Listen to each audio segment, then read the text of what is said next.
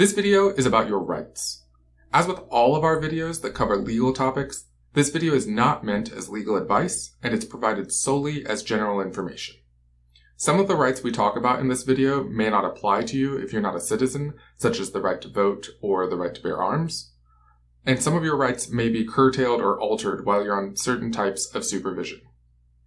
In the US, every person is entitled to certain rights written into our Constitution that protect their individual freedoms to speak, to travel, to assemble, and to have privacy in their home and person, among others. Unfortunately, many citizens are unaware of their rights or misunderstand them.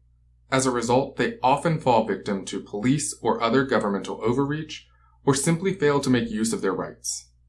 In this video, we'll go over some of the important rights that all people present in the US are entitled to, and how some of those rights may be limited or altered for those with felony convictions or who are on active supervision.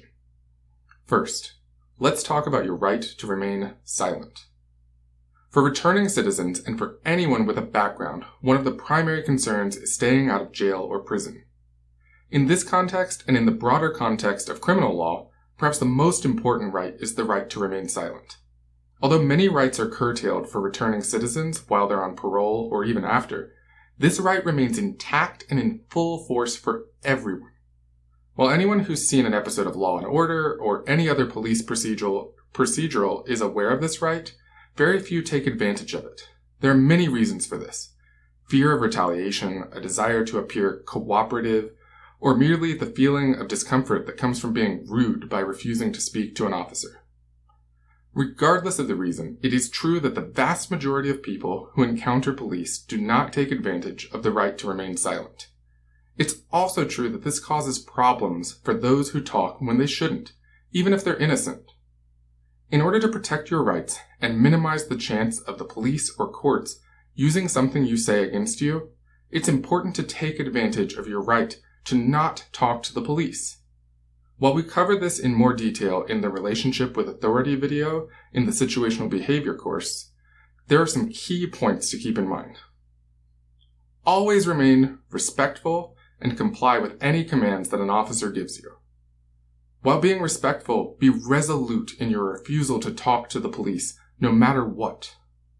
Remember that police are allowed to lie to you, and they're allowed to say things in order to intimidate or convince you to talk to them. For example, they might say things like, "Things will go easier on you if you talk to me," or, "Hey, you be straight with me and I'll be straight with you." Or maybe they'll say, "What are you trying to hide?" Or, "I know you did it." Or, "Oh, you want to make things harder on yourself, do you?" Ignore this. Talking to the police can be detrimental to you even if you tell them the truth, even if you've done nothing wrong. If you tell the truth and a mistaken or lying witness contradicts what you say, or if the police either lie or are mistaken about what you said, that can be used against you in court. On the other hand, nothing you say to the police can be used to help you in court by being admitted as evidence or as proof that you were being cooperative. While you can refuse to talk to the police, if you're currently on parole, you won't be able to refuse a search if the officer knows you're on parole. You should never, ever volunteer this information. Never tell the police that you're on parole or on probation. If you find yourself speaking to an officer who stops you on the street and asks to talk to you, you should tell them that you have somewhere to be or make another excuse. If they persist in seeking to talk to you, it's okay to politely ask, "Am I being detained or am I free to go?" If the officer's answer is unclear, you should repeat the question. If at any point the officer says you are free to go, you should leave immediately and without any further words. And this is very important. If you're arrested, you should not make any statement to the police. You shouldn't attempt to tell your side of the story.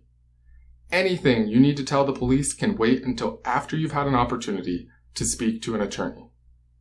You should also request an attorney as soon as possible.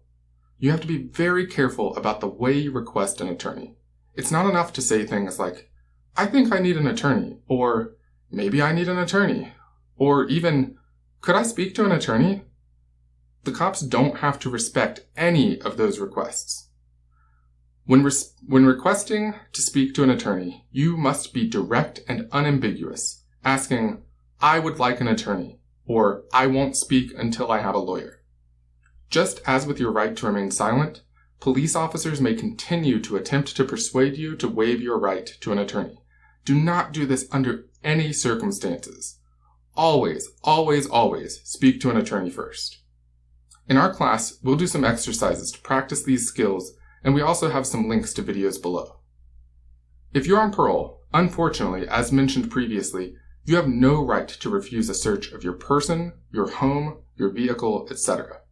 If an officer has reason to believe you're on parole, they can conduct a search without a warrant.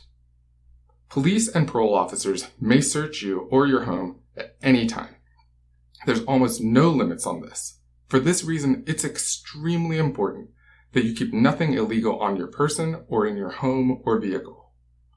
Equally important is to remember that once you're no longer on parole, this no longer applies, and you should be prepared to refuse any search an officer requests without a warrant, in much the same way that you would refuse to speak to a police officer by stating clearly and unequivocally, "I do not consent to any search," and repeating yourself if you must.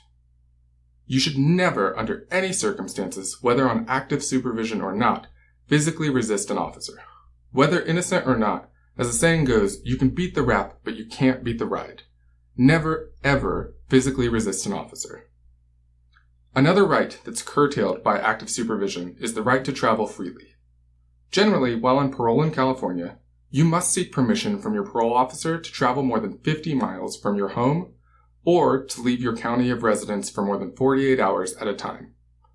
If you're required to register as a sex offender, there will be additional limitations on where you can live and where you'll be required to register with the local authorities. In California, your right to vote is suspended while you're on active supervision as well. However, unlike some states, California automatically restores your voting rights upon termination of active supervision. Federally, and within California, it's unlawful for a person with a felony conviction, as well as certain misdemeanor convictions, to possess a firearm or ammunition of any kind. This is not limited to owning firearms, but to any possession, no matter how brief. Under federal law, possession of a firearm, or even a single round of ammunition, can lead to a prison sentence of 10 years, versus a much shorter sentence that would normally be given by state courts. In recent years, though, California authorities have begun handing these cases over to the federal authorities in an effort to keep criminals off the streets. Because of all of this, it's important that you not be in possession of a firearm, and if you live with someone who owns guns, they must be locked up and made inaccessible to you. For someone with a felony conviction, the only way to restore his or her gun rights is through a full pardon. These are only a few of the rights and obligations that are altered for those who are on active supervision. While many of your rights will be curtailed during your parole, it's important to take advantage of the rights you retain in order to protect yourself.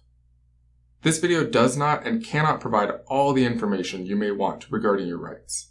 Below, we've provided some links to supplemental videos which provide additional information about how to protect your rights. Thanks for watching.